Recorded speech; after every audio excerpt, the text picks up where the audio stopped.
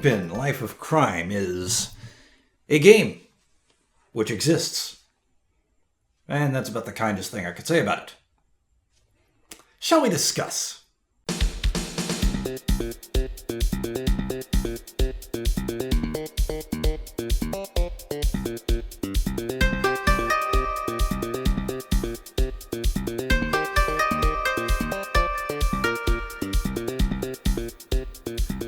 To kick things off, let's get the aesthetics out of the way.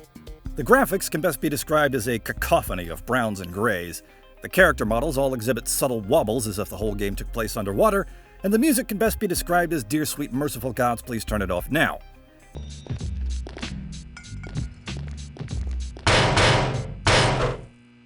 Nothing about this game is pleasing to any of the senses. No, not even smell or taste. So Kingpin falls flat in the aesthetics department, but maybe it can make up for it with the story.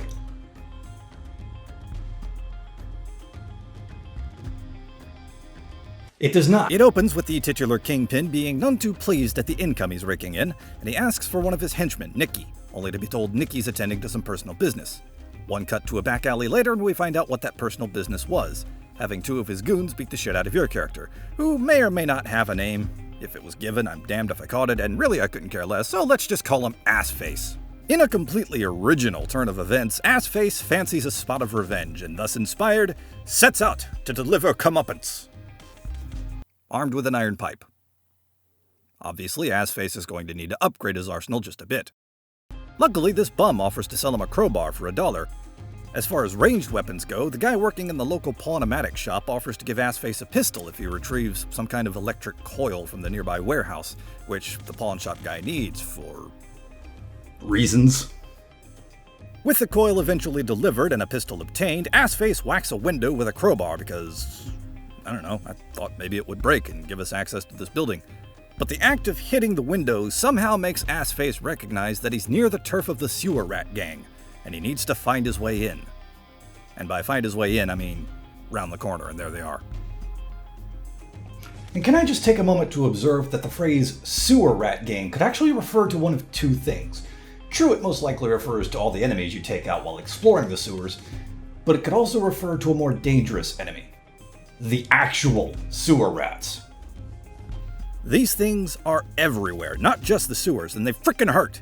They steadily drain away your health for as long as they maintain contact with you, and they're damn near impossible to hit with either a crowbar or a firearm.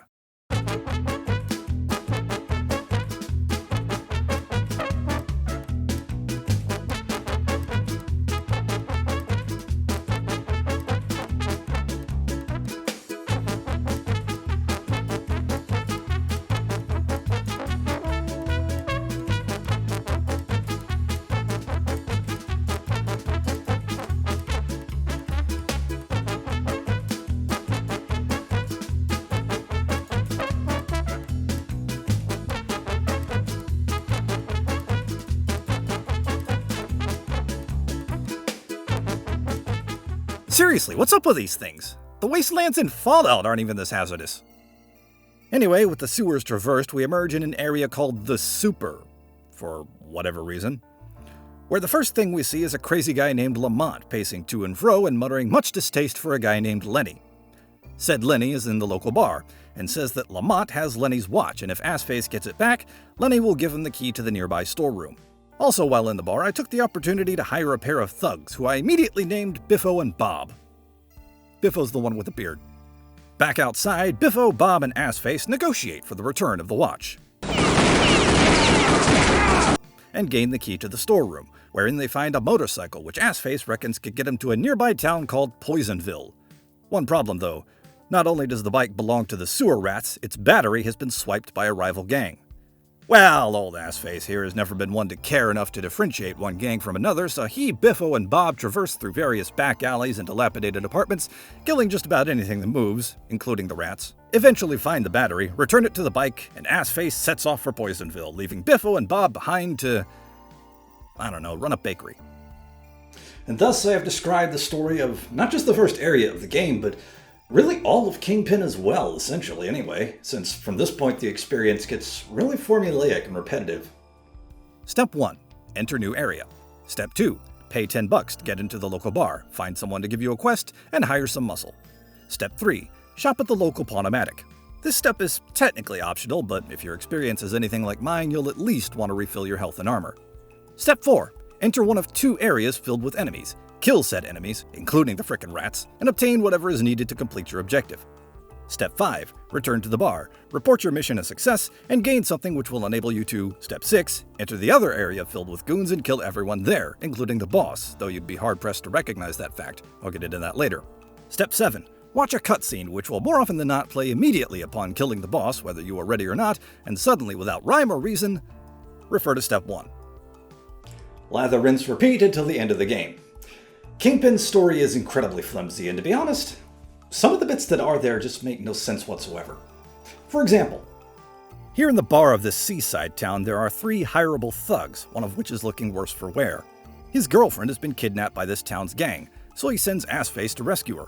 Assface promptly infiltrates the gang's turf and finds the girlfriend suffering from an acute case of not having a head anymore, so he takes the head to the guard in the bathroom. His immediate reaction? The gang must die, and he and his friend immediately join you without even having to hire them. Nice of them to not automatically suspect me. Now seriously, let's think about this for a second.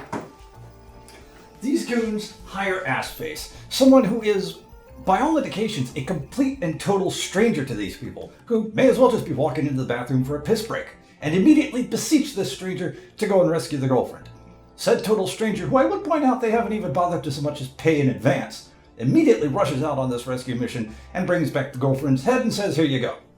Now, given the atmosphere of each of the game's levels, sure, the local gang is the most likely culprit here. But you're not even gonna so much as give a questioning glance at Assface's direction? How have you even lived this long as a guard with naivety like that? You fool! Moving on to gameplay, and the first thing you'll want to do is fiddle with the controls. The default setup is not the most horrible thing I've seen, but it's definitely strange. For instance, movement is handled with the arrow keys, or spacebar if you're feeling particularly masochistic. Meanwhile, they've got 1/4 of the WASD set up right, with D handling the right strafe, but left strafe is done with S rather than A, which is set to jump for some reason, while W couldn't be arsed to show up at all. For my playthrough, I set movement to WASD and jump to space, and beyond that the only other things I changed were setting activate to the more common E, and relocating its next door neighbor to flashlight, since F made more sense than L, and was closer to the WASD keys anyway. One mechanic which isn't all that obvious unless you read the manual, which in this day and age hardly anyone is going to do, is the ability to search bodies, which you do by crouching and using the activate key on them. This could have stood to be made much clearer, like via a tutorial message, since even though thugs will drop weapons and or ammo when they die, they'll also have money on them, and not only is the only way to get that money by searching their bodies, but searching their bodies is practically the only way to get money. And you need that money to make any sort of progress in this game, not only to buy essentials from the Pawnomatic shops, but also to hire your own goons from the bars, which you are going to want to do, even on lighter difficulties. I can tell you from experience that even on easy mode, which is what I played, the enemies were still frickin' bullet sponges. Speaking of hiring, that ties into the game's conversation mechanic, which is, I have to say, more clunky than it needs to be. To initiate a conversation with anyone, you don't use the activate key, as you might think would make more sense. Instead, you either press Y for a positive remark, or X for a negative one. This is also how you get your quests. Why they chose X for negative responses and not N, I don't know. Maybe N was off partying with W when they made the default layout. Oh, and by the way, when I say conversation, I'm using the most massive of quotation marks, as most conversations will generally consist of, So what's up? Yo, man, what the fuck?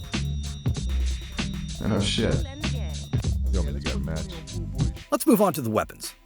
As far as I can tell, Kingpin takes place in the present day, or at least as near enough as makes no odds, so the weapon selection is nothing you haven't seen in 100 other shooters before or since. Apart from the crowbar, which is rarely used, and the iron pipe, which may as well not be in the game at all, you've got a pistol, a shotgun, 2 machine guns, a Tommy gun, which fires a constant stream of bullets, and a heavy machine gun, which can only fire in bursts of 3 without a mod from the shop, a grenade launcher, a bazooka, and a flamethrower. And not a single solitary one of these is all that satisfying to use. The bullet weapons seemed nerfed due to the enemy's aforementioned bullet sponginess, though I did get the most use out of the Tommy gun and the shotgun, as it seemed with each hit from those weapons, the thug's actions would get interrupted, allowing for more hits. With the two explosive weapons, the enemies can more often than not get out of harm's way before either projectile can do any damage. And if you're low on cash, you won't want to use them anyways. If they do kill a thug, they get blown to chunks, meaning you can't loot them. The flamethrower was the most annoying of all to use. When you're using it, the flame just seems to go wherever the hell it wanted rather than where you were aiming. In fact, more often than not, I would accidentally incinerate one of my own men. And because being caught on fire isn't immediately fatal, this would just piss them off and make them turn on me. And when enemies are using it on you, it's hard to judge the range at which they can hit you, and if they do hit you, all you'll see is yellow, at which point you may as well reload a save. Now, some of the weapons can be improved by mods, which you can buy at the Potomatic shops, if the stars are aligned just right. For you see, every now and again you'll go into a shop to buy something, only to be told, Hey, I'm out of that. So you think, oh, well, alright, I'll try one of the other Potomatics, right?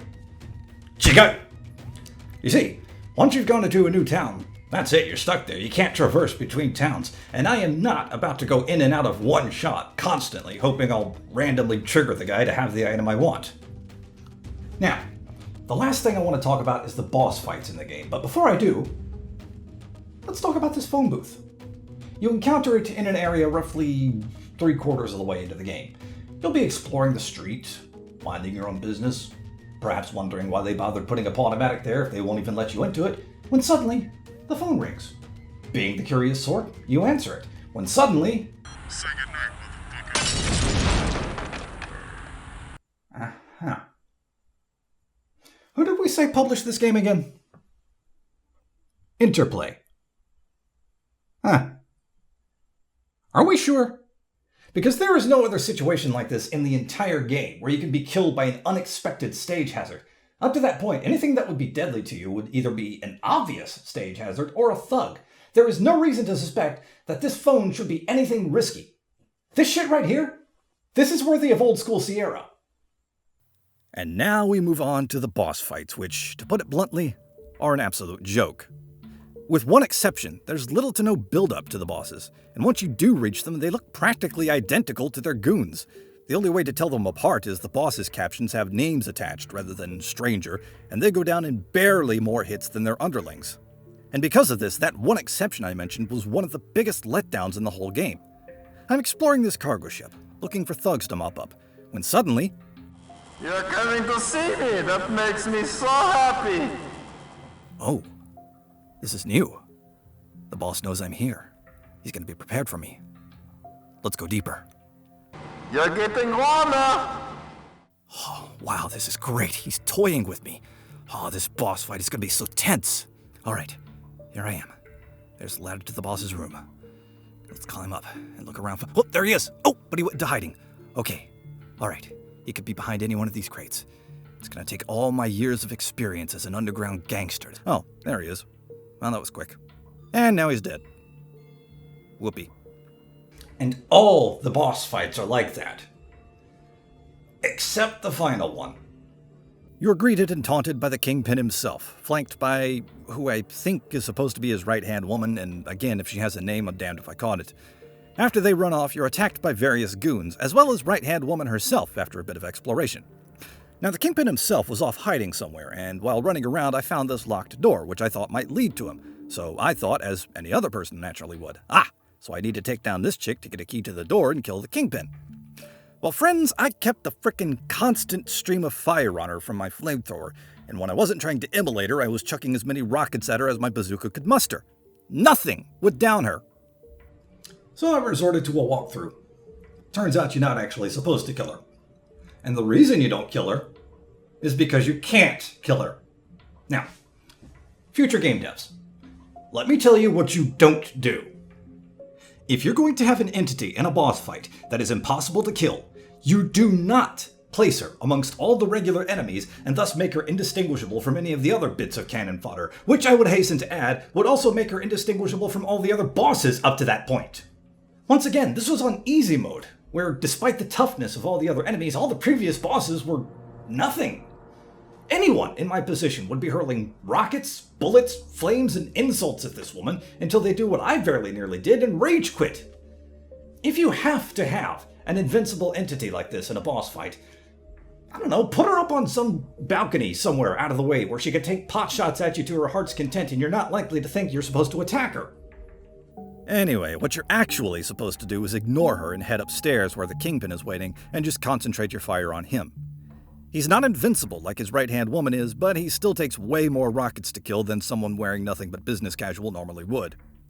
With him dead, the right-hand woman boards a helicopter and shouts a few parting words at you before heading off to parts unknown, possibly to set up for a sequel, which thankfully never happened.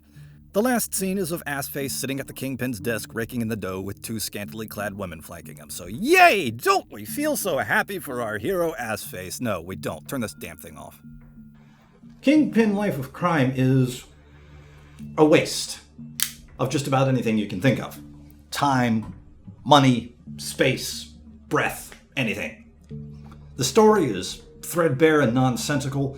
The gunplay is aggravating. The bosses are either no challenge at all when compared to their underlings, or needless challenge when it comes to the final fight. This game can go put on a pair of cement shoes and go sleep with the fishes. That's a mobster thing, right? That's what they say? Do they still say it? I don't know. All I know is Biffo and Bob have promised me donuts and I'm hungry.